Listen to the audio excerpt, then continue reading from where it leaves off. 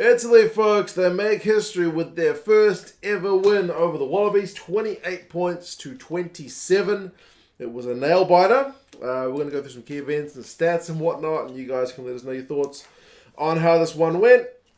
If you want Italian rugby gear, check out Level Rugby. They've got a few items. Not a lot, but they've got a few Italian bits and bobs. So, and plenty of other countries and teams gear as well. I quite like Level Rugby, so link in the description there for the channel.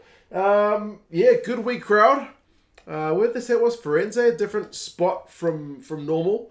They don't tend to take the games out to different cities in Italy, but it was good to see. The commentators said it was like a football, normally a bit of a football hub, which doesn't surprise me being Italy, but the commentators also think this fella's name is Capuozzo. So, I don't know how much of what they say is true. I'm pretty sure his name's not Capuozzo.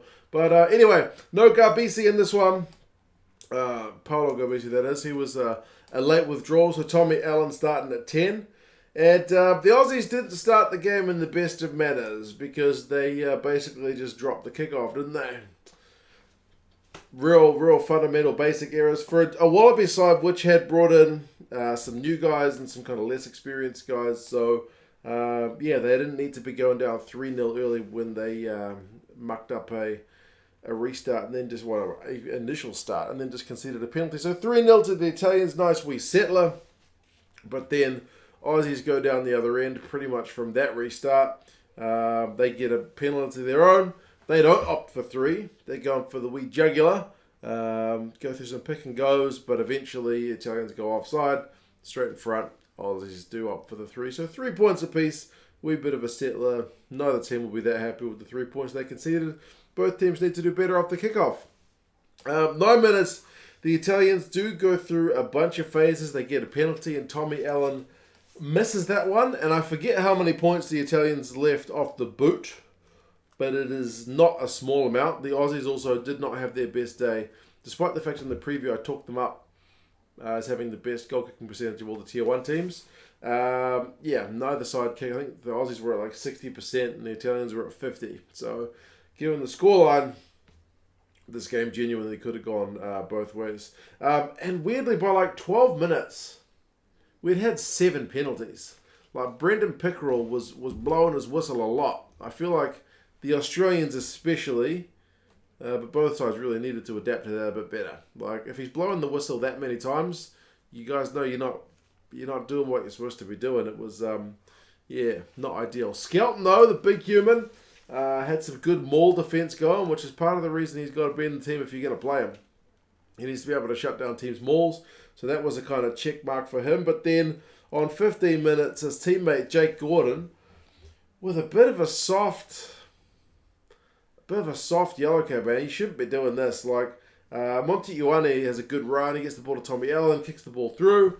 And he's probably not going to be the first guy to get to it as the chaser. Tommy Allen's not that fast. He's not like a speed merchant. But Jake Gordon just clatters into him after he kicked the ball. So, it's a bit of a dumb one. He gets yellow carded. Jake Gordon. So, yeah. It's kind of bad decision making. It's that lack of discipline which has been haunting the Wallabies for a wee while. And boy did the Italians punish them. Like, talk about taking the most of the opportunity. So Gordon goes to the bin. The Italians put on some relentless pressure. They get a maul going. They get advantage. Then Bruno goes over on the right wing after some nice kind of wide ball after the initial maul contact. So 10 points to 3 in the yellow card. And then a few minutes later, it's some fantastic hands from the Italians. Capuozzo, he's able to go from basically it all comes back to a penalty, a turnover they won at the breakdown. So yeah, man, really, really slick handling from the Italians. They're a fun team to watch right now. 17-3, 2 tries and 2 conversions during the yellow card. Not a great look for the Wallabies with Jake Gordon being in the bin. That being said, they did kind of hit back relatively quickly. That tries on 26 minutes. Tom Wright's one's on 31. And I forgot to mention, I should have mentioned this right at the start. I knew the result of this game. I didn't know the score, but I knew who won, which took a lot of the tension out of this one. You can thank Ryle Nugent for that one, who was the commentator of the South Africans and French game this morning, for me anyway. Like, ultimately, it's my responsibility to get up at 2 o'clock in the morning when this game's on if I don't want to get spoiled to the result.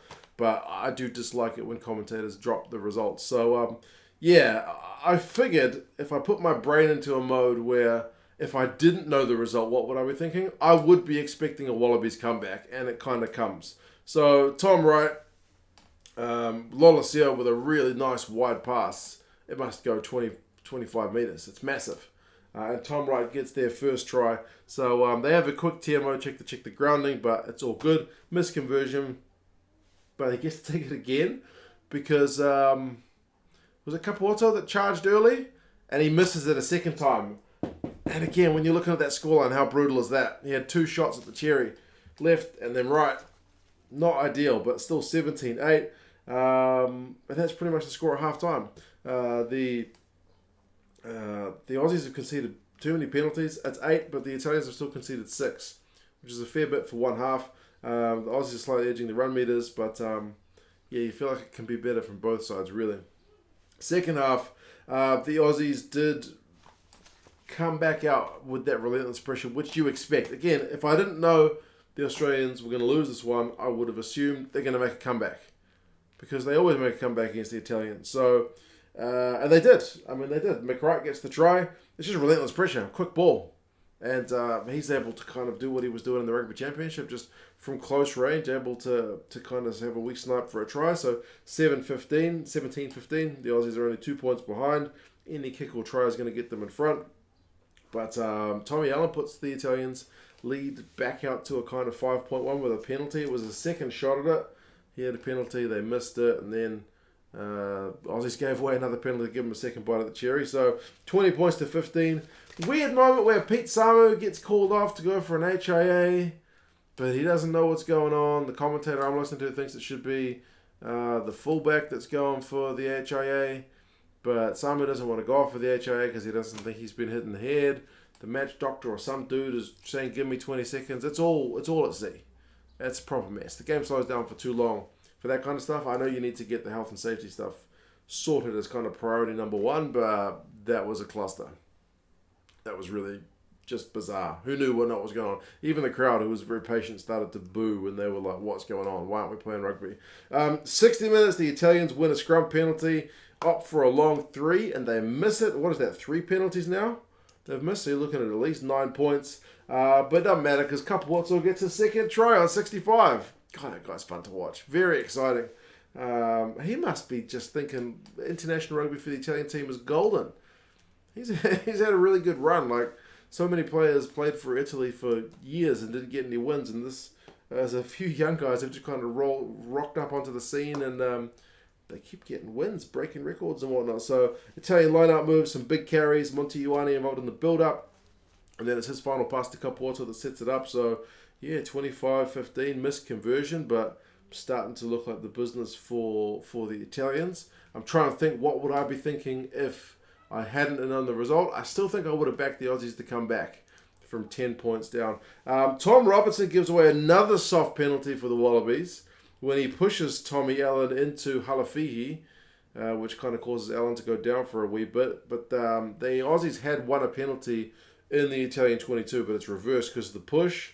But it's a weird one where it doesn't end up mattering because the Italians lose the ball after their line out. I think it's Tupou that pounces on the loose ball, gets it to Hannigan, who gets it to Robertson. So this bizarre moment where the guy who just conceded the dumbest of dumb penalties gets rewarded with the try. So instead of the Aussies potentially getting a penalty from it, they end up getting a try. So one of the few occasions where giving away a dumb penalty actually works out for you. So 25 points to 22. I'm convinced if I knew that scoreline, I would have thought the Wallabies were going to win it. Padovani misses a long shot at goal. But then they end up getting another one because Neville had like a high tackle, and then McCright had one with no wrap. Like, just too many penalties from the Australians, eh? So eventually they do get the penalty, the Italians. So 28-22, 6-point lead. The Aussies need a score in the last 5 minutes.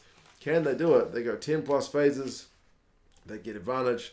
They scrum it 5 meters out. The pressure eventually tells with Caden Neville, not known for his try scoring. goes over for the try from relatively close range. And Ben Donaldson, in his first ever test for the Wallabies, comes off the bench and needs to make a moderately difficult kick, probably a hard kick if it's your first test and it is a match winner and it's your first ever kick at goal. Just like the mental difficulty, I think, adds a few notches. He's a pretty good kicker generally, but he misses that one. So, hard to blame him for that one. There's been certainly plenty of kicks missed both sides prior to that final kick, but he misses it. So the Italians hold on for a famous victory. As I said, I had no tension because I was like, wow, I didn't know the try was coming. I assumed the Italian defense was going to hold. But I figured, he must miss the conversion because of Ryle Nugent. Stop mentioning the results, Ryle. Give us a warning so I can at least block my ears for a second and say la la la. Run meters finished 372 to 398, so not much in it. The Wallabies have got more possession. The Wallabies have got more territory. What the Italians have got more of is clean breaks, 6 to 2. They are real dangerous when they get themselves into some space. And what the Aussies have got more of is penalties conceded, 16 to 9. 16. Bro, these guys are just, shooting themselves in the foot with the discipline. Honestly, it's brutal to watch. You can't be doing that, man. The Italians make 140 tackles to the Wallabies 88. The Italians tackle 89%, the Wallabies 81. So just not sharp enough in a few areas. Although, as I said, without, it's not the same team that lined up against France the week before. But still, I don't want to take anything away from the Italians because they were pretty magnificent for their win, man. Capuozzo, 2 tries, 64 meters, 3 clean breaks, 7 defenders beaten. The guy's a danger man. Niccolo Cannone makes 14 from 14 tackles. Niccolo Cannone, isn't it? Nico Cannone. Tom Wright, 80 meters, a clean break, and his try. McCright finishes with 10 from 10 tackles. As I said, goal kicking percentages not great for either side, but either way, famous win for the Italians, and for the Aussies, it's 2 weeks in a row that they lose a game by a point. So the Aussies at this point could be 3 from 3, but instead they're 1 from 3. So sometimes that happens. But as I said, congratulations to the Italians. Famous victory. Well done. I wish I hadn't known the result. That would have made that final kick very tense. I'm sure if you guys watching it live, it would have been a real edge of your seat one. But yes. Next, I'm going to go watch the final game of the day for me, which is Fiji and Ireland, which I do not know the result to. So if it finishes with a conversion at the end, I'll be on the edge of my seat. Let's hope. Anyway, you guys take care. I'll talk to you again soon. See you later.